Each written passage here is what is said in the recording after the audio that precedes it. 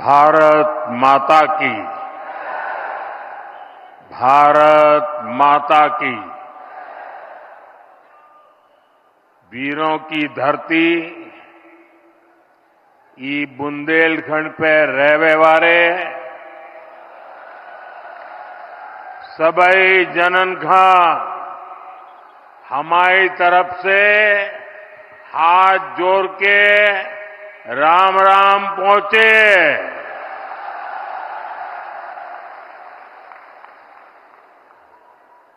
मध्य प्रदेश के गवर्नर श्रीमान मंगूभाई पटेल, यहां के कर्मठ मुख्यमंत्री भाई मोहन यादव जी, केंद्रीय मंत्री भाई Shivraj Singh ji, Virendra Kumar ji, CR Patil ji, deputy CM Jagdish Devda जी,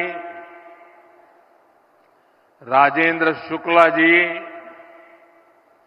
अन्य मंत्रीगण, सांसदगण, विधायकगण, अन्य सभी महानुभाव, पूज्य संतगण और मध्य प्रदेश के मेरे प्यारे भाइयों और बहनों,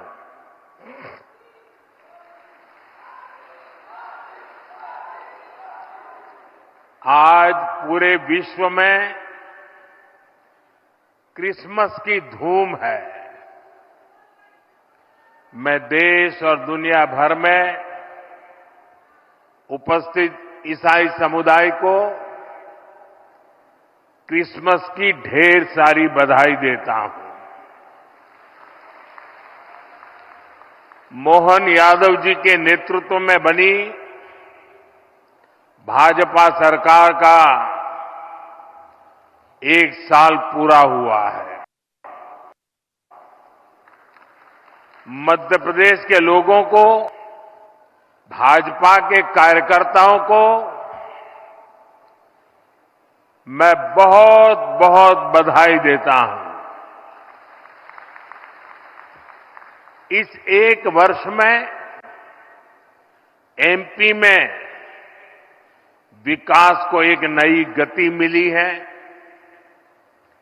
आज भी यहां हजारों करोड़ रुपए की विकास परियोजनाओं की शुरुआत हुई है। आज ऐतिहासिक केन बेतवा लिंक परियोजना का, दौधन बांध का शिलान्यास भी हुआ है। ओमकारेश्वर फ्लोटिंग सोलर प्लांट, उसका भी लोकार्पण हुआ है। और ये मध्य प्रदेश का पहला फ्लोटिंग प्लांट है। मैं इन परियोजनाओं के लिए एमपी के लोगों को ढेर सारी बधाई देता हूं। साथियों, आज हम सभी के लिए बहुत ही प्रेरणादायी दिन है। आज श्रद्धेय अटल जी की जन्म जयंती है। आज भारत रत्न अटल जी के जन्म के 100 साल हो रहे हैं। अटल जी की जयंती का ये पर्व सुशासन की, सुसेवा की हमारी प्रेरणा का भी पर्व है। थोड़ी देर पहले जब मैं अटल जी की स्मृति में डाक टिकट और स्मारक सिक्का जारी कर रहा था, तो अनेक पुरानी बातें मन में चल रही थी। बरसों बरसों तक उन्होंने मुझ जैसे अनेक कार्यकर्ताओं को सिखाया है, संस्कारित किया है। देश के विकास में अटल जी का योगदान हमेशा हमारे स्मृति पटल पर अमिट रहेगा। मध्य प्रदेश में 1100 से अधिक अटल ग्राम सेवा सदन के निर्माण का काम आज से शुरू हो रहा है। इसके लिए पहली किस्त भी जारी की गई है। अटल ग्राम सेवा सदन गांवों के विकास को नई गति देंगे। साथियों, हमारे लिए सुशासन दिवस सिर्फ एक दिन का कार्यक्रम भर नहीं है। गुड गवर्नेंस, सुशासन भाजपा सरकारों की पहचान है। देश की जनता ने लगातार तीसरी बार केंद्र में भाजपा की सरकार बनाई। मध्य प्रदेश में आप सभी लगातार भाजपा को चुन रहे हैं। इसके पीछे सुशासन का भरोसा ही सबसे प्रबल है। और मैं तो जो विद्वान लोग हैं, जो लिखा पट्टी एनालिसिस करने में माहिर है, ऐसे देश के गणमान्य लोगों से आग्रह करूंगा कि जब आजादी के 75 साल हो चुके हैं तो एक बार इवैल्यूएशन किया जाए।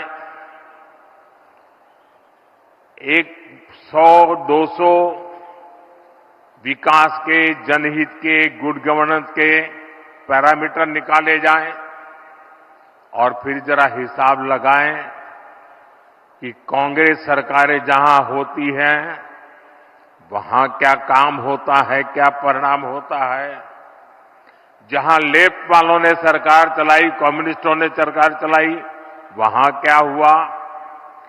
जहां परिवारवादी पार्टियों ने सरकार चलाई, वहां क्या हुआ। जहां मिलीजुली सरकारें चली, वहां क्या हुआ। और जहां जहां भाजपा को सरकार चलाने का मौका मिला, वहां क्या हुआ। मैं दावे से कहता हूं, देश में जब जब भाजपा को जहां जहां भी सेवा करने का अवसर मिला है, हमने पुराने सारे रिकॉर्ड तोड़ के जनहित के, जन कल्याण के और विकास के कामों में सफलता पाई है। निश्चित मानदंडों पर मूल्यांकन हो जाए, देश देखेगा कि हम जन सामान्य के प्रति कितने समर्पित हैं। आजादी के दीवानों ने जो सपने देखे थे, उन सपनों को साकार करने के लिए हम दिन रात पसीना बहाते हैं। जिन्होंने देश के लिए खून बहाया, उनका रक्त बेकार न जाए, हम अपने पसीने से उनके सपनों को सींच रहे हैं। और सुशासन के लिए अच्छी योजनाओं के साथ ही उन्हें अच्छी तरह लागू करना भी जरूरी है। सरकार की योजनाओं का लाभ कितना पहुंचा, ये सुशासन का पैमाना होता है। अतीत में कांग्रेस सरकारें घोषणाएं करने में माहिर हुआ करती थी, घोषणाएं करना, फीता काटना, दिया जलाना, अखबार में तस्वीर छपवा देना, उनका काम वहीं पूरा हो जाता था और उसका फायदा कभी भी लोगों को नहीं मिल पाता था। प्रधानमंत्री बनने के बाद मैं प्रगति के कार्यक्रम का एनालिसिस में पुराने प्रोजेक्ट देखता हूं, मैं तो हैरान हूं। 35, 40 साल पहले जिसके शिलान्यास हुए, बाद में वहां 1 इंच भी काम नहीं हुआ। कांग्रेस की सरकारों की ना तो नीयत थी और ना ही उनमें योजनाओं को लागू करने की गंभीरता थी। आज हम पीएम किसान सम्मान निधि जैसे योजना का लाभ देख रहे हैं। मध्य प्रदेश के किसानों को किसान सम्मान निधि के 12,000 रुपया मिल रहे हैं। ये भी तभी संभव हुआ जब जन धन बैंक खाते खुले। यहां एमपी में ही लाडली बहना योजना है। अगर हम बहनों के बैंक खाते न खुलवाते, उनको आधार और मोबाइल से ना जोड़ते, तो क्या ये योजना लागू हो पाती? सस्ते राशन की योजना तो पहले से भी चलती थी।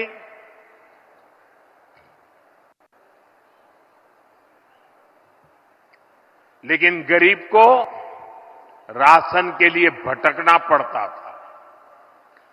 अब आज देखिए, गरीब को मुफ्त राशन मिल रहा है, पूरी पारदर्शिता से मिल रहा है। ये तभी हुआ जब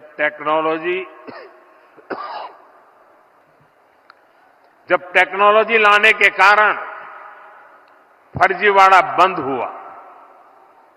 जब एक देश एक राशन कार्ड जैसी देशव्यापी सुविधाएं लोगों को मिली, साथियों, सुशासन का मतलब ही यही है कि अपने ही हक के लिए नागरिक को सरकार के सामने हाथ फैलाना न पड़े, सरकारी दफ्तरों के चक्कर न काटने पड़े। और यही तो सैचुरेशन की 100% लाभार्थी को 100% लाभ से जोड़ने की हमारी नीति है। सुशासन का यही मंत्र भाजपा सरकारों को दूसरों से अलग करता है।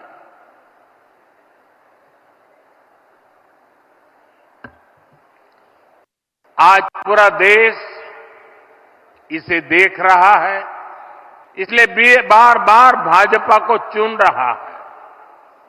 साथियों, जहां सुशासन होता है, वहां वर्तमान चुनौतियों के साथ ही भविष्य की चुनौतियों पर भी काम किया जाता है।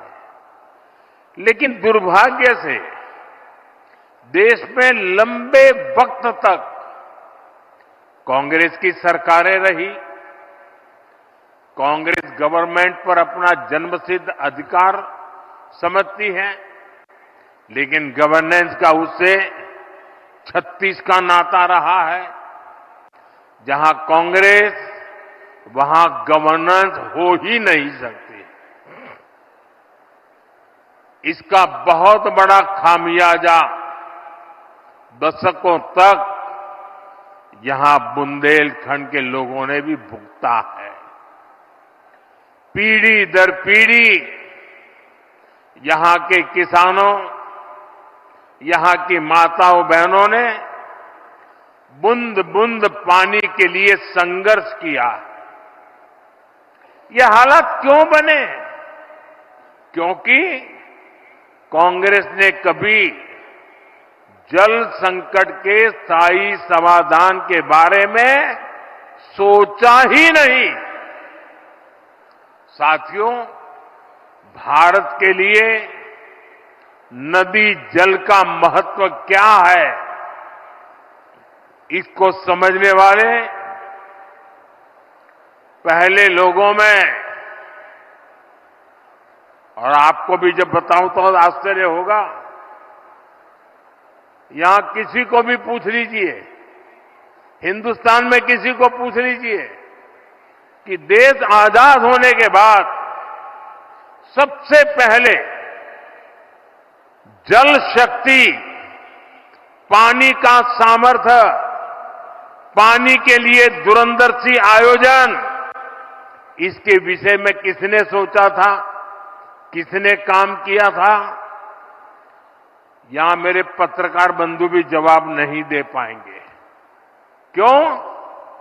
जो सच्चाई है उसको दबा के रखा गया, उसे छिपा करके रखा गया और एक ही व्यक्ति को क्रेडिट देने के नशे में सच्चे सेवक को भुला दिया गया।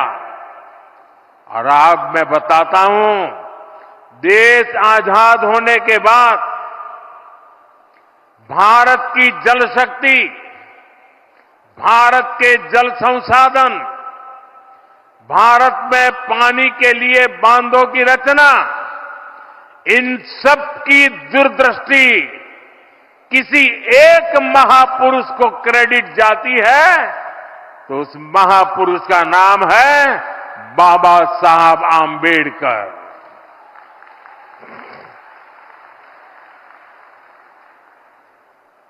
भारत में जो बड़ी नदी घाटी परियोजनाएं बनी, इन परियोजनाओं के पीछे डॉक्टर बाबा साहब आंबेडकर का ही विजन था।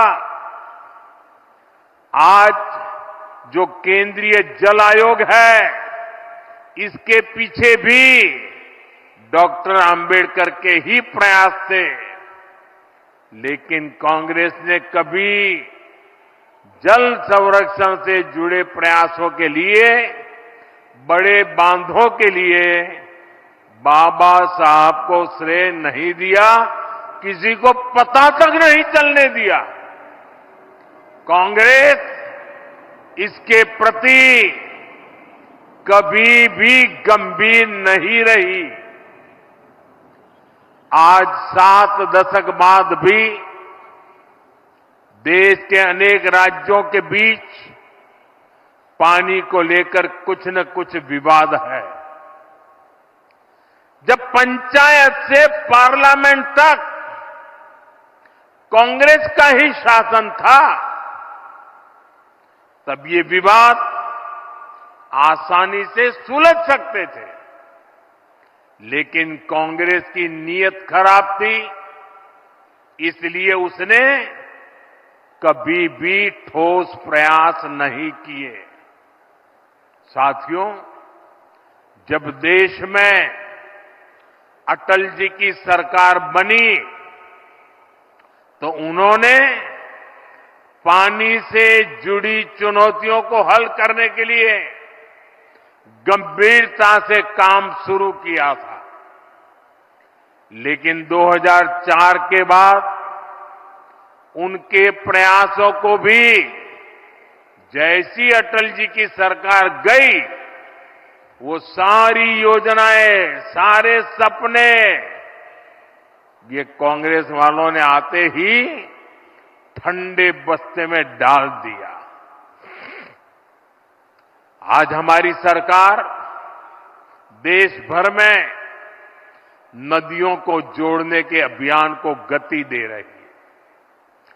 केन बेतवा लिंक प्रोजेक्ट का सपना भी अब साकार होने वाला है। केन बेतवा लिंक प्रोजेक्ट से बुंदेलखंड क्षेत्र में समृद्धि और खुशहाली के नए द्वार खुलेंगे। छतरपुर, टीकमगढ़, निवाड़ी, पन्ना, दमोह, और सागर सहित मध्य प्रदेश के 10 जिलों को सिंचाई सुविधा का लाभ मिलेगा। अभी मैं मंच पे आ रहा था, मुझे यहां के अलग अलग जिलों के किसानों से मिलने का मौका मिला। मैं उनकी खुशी देख रहा था, उनके चेहरों पे आनंद देख रहा था। उनको लगता था कि हमारी आने वाली पीढ़ियों का जीवन बन गया। साथियों, उत्तर प्रदेश में जो बुंदेलखंड का हिस्सा है, उसके भी बांदा, महोबा, ललितपुर और झांसी जिलों को फायदा होने वाला है। साथियों, मध्य प्रदेश देश का पहला राज्य बना है जहां नदियों को जोड़ने के महाअभियान के तहत 2 परियोजनाएं शुरू हो गई है। कुछ दिन पहले ही मैं राजस्थान में था। मोहन जी ने उसका विस्तार से वर्णन किया। वहां पार्वती, काली सिंह चंबल और केन बेतवा लिंक परियोजना के माध्यम से कई नदियों का जुड़ना तय हुआ है। इस समझौते का बड़ा लाभ मध्य प्रदेश को भी होने जा रहा है। साथियों, 21वीं सदी की सबसे बड़ी चुनौतियों में से एक है जल सुरक्षा। 21वीं सदी में वही देश आगे बढ़ पाएगा, वही क्षेत्र आगे बढ़ पाएगा जिसके पास पर्याप्त जल होगा और उचित जल प्रबंधन होगा।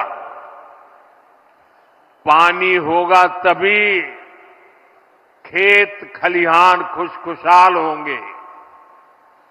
पानी होगा तभी उद्योग धंधे फलेंगे फूलेंगे।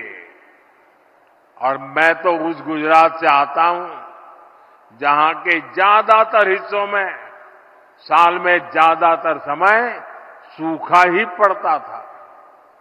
लेकिन मध्य प्रदेश से निकली मां नर्मदा के आशीर्वाद ने गुजरात का भाग्य बदल दिया। एमपी के भी सूखा प्रभावित इलाकों को पानी के संकट से मुक्त करना मैं अपना दायित्व समझता हूं। इसलिए मैंने बुंदेलखंड की बहनों से, यहां के किसानों से वादा किया था कि आपकी मुश्किलें कम करने के लिए मैं पूरी ईमानदारी से काम करूंगा। इसी सोच के तहत बुंदेलखंड में पानी से जुड़ी करीब 45,000 करोड़ रुपए की योजना हमने बनाई थी।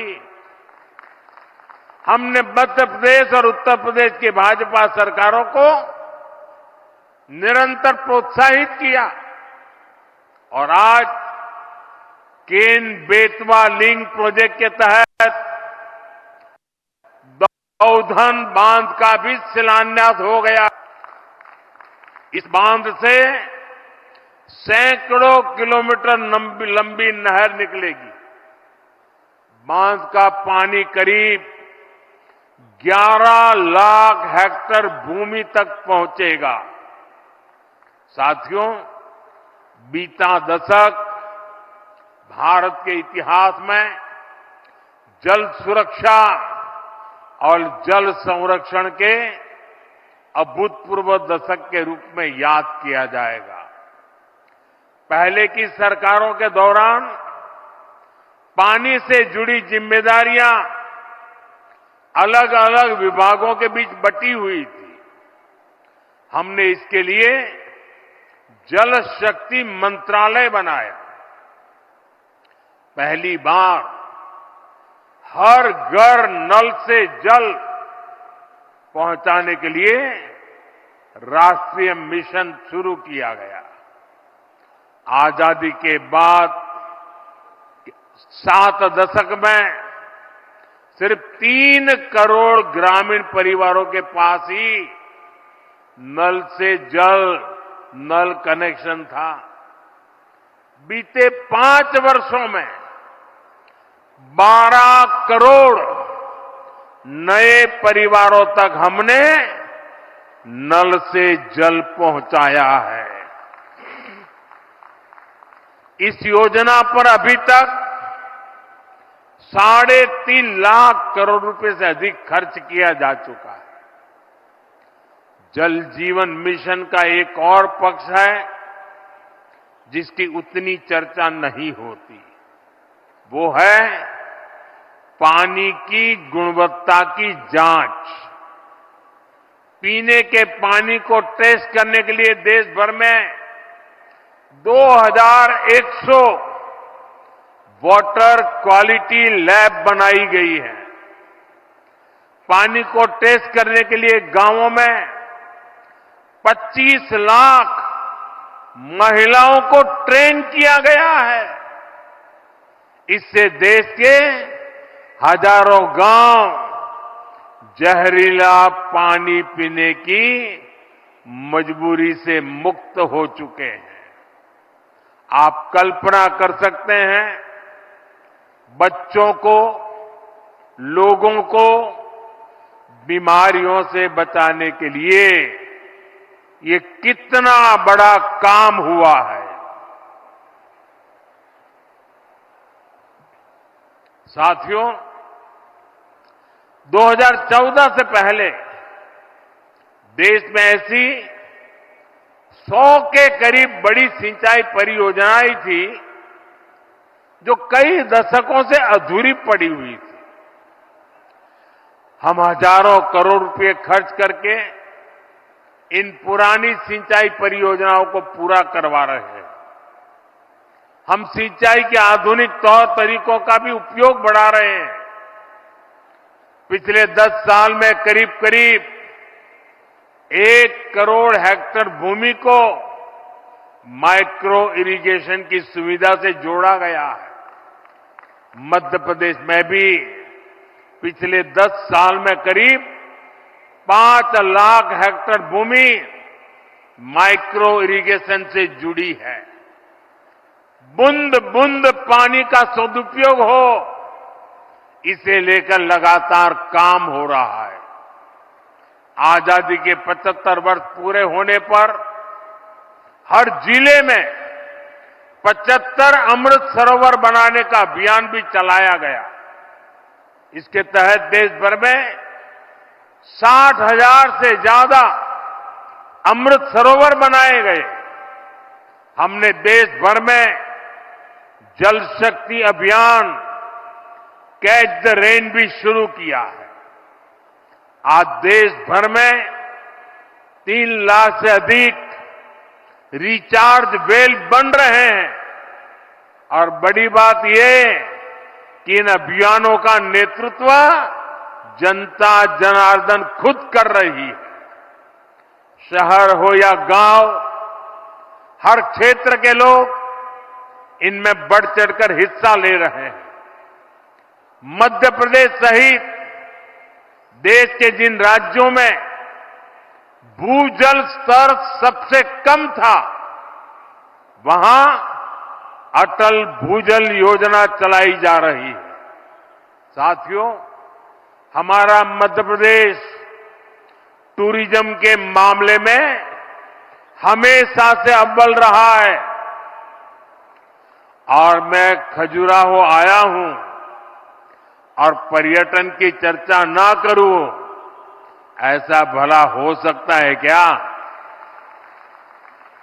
पर्यटन एक ऐसा सेक्टर है जो युवाओं को रोजगार भी देता है और देश की अर्थव्यवस्था को भी ताकत देता है।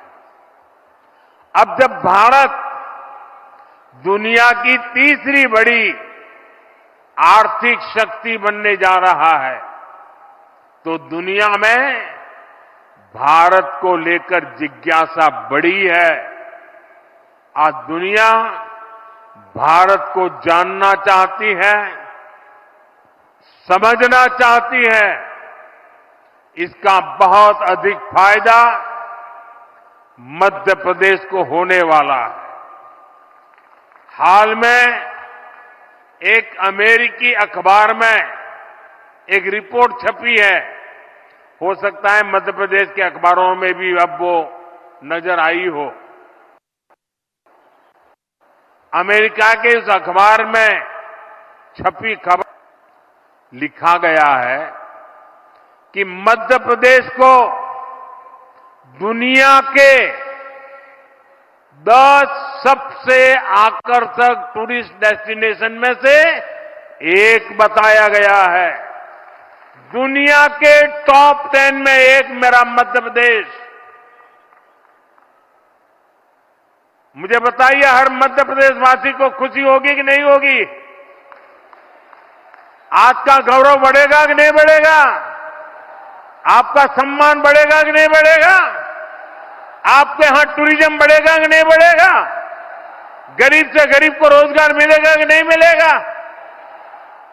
साथियों, केंद्र सरकार भी लगातार प्रयास कर रही है कि देश और विदेश के सभी पर्यटकों के लिए सुविधाएं बढ़े, यहां आना जाना आसान हो। विदेशी पर्यटकों के लिए हमने ई वीजा जैसी योजना बनाई है।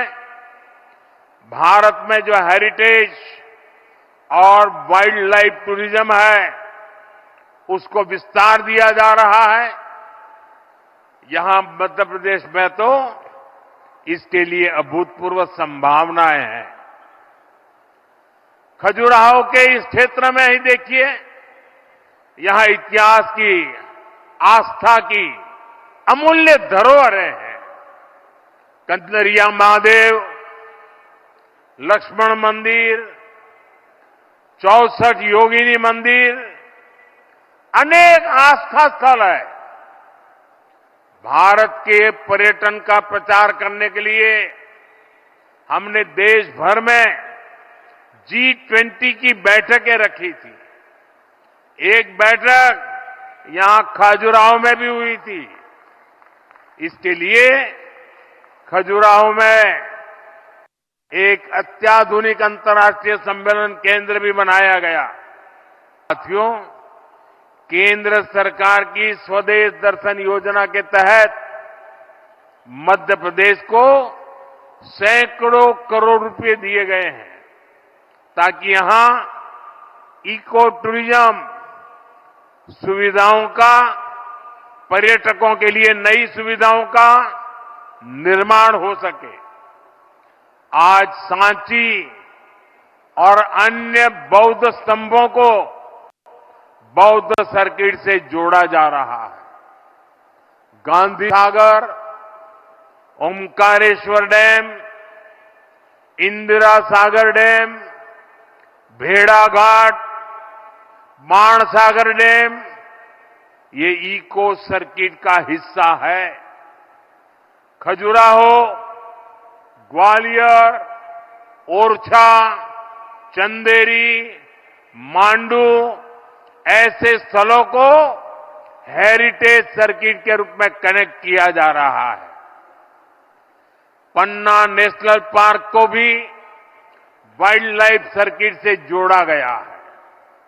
बीते वर्ष तो पन्ना टाइगर रिजर्व में ही करीब 2.5 लाख पर्यटक आए हैं। मुझे खुशी है कि यहां आएगी, उसमें पन्ना टाइगर रिजर्व के जीवों का भी ध्यान रखा गया है। साथियों, पर्यटन बढ़ाने के ये सारे प्रयास स्थानीय अर्थव्यवस्था को बड़ी ताकत देते हैं। जो पर्यटक आते हैं वे भी यहां का सामान खरीदते हैं। यहां ऑटो टैक्सी से लेकर होटल, ढाबे, होम स्टे, गेस्ट हाउस सभी को फायदा पहुंचता है। इससे किसान को भी बहुत फायदा होता है, क्योंकि दूध दही से लेकर फल सब्जी तक हर चीज के उन्हें अच्छे दाम मिलते हैं। साथियों, बीते 2 दशकों में मध्य प्रदेश ने अनेक पैमानों में शानदार काम किया। आने वाले दशकों में मध्य प्रदेश देश की टॉप इकोनॉमीज में से एक होगा। इसमें बुंदेलखंड की बहुत बड़ी भूमिका होगी। विकसित भारत के लिए विकसित मध्य प्रदेश बनाने में बुंदेलखंड का रोल अहम होगा। मैं आप सभी को भरोसा देता हूं, डबल इंजन की सरकार इसके लिए ईमानदारी से प्रयास करती रहेगी। एक बार फिर आप सभी को ढेर सारी शुभकामनाएं। ये आज का कार्यक्रम है ना, इतना बड़ा कार्यक्रम, इस कार्यक्रम का मतलब मैं समझता हूं। इतनी बड़ी संख्या में माताओं बहनों का आने का मतलब समझता हूं, क्योंकि ये पानी से जुड़ा काम है और हर जीवन से जुड़ा हुआ होता है पानी। और ये आशीर्वाद देने के लिए लोग आए ना, उसका मूल कारण पानी है। पानी के लिए काम कर रहे हैं और आपके आशीर्वाद से हम इन कामों को निरंतर करते रहेंगे। मेरे साथ बोलिए, भारत माता की, भारत माता की, भारत माता की।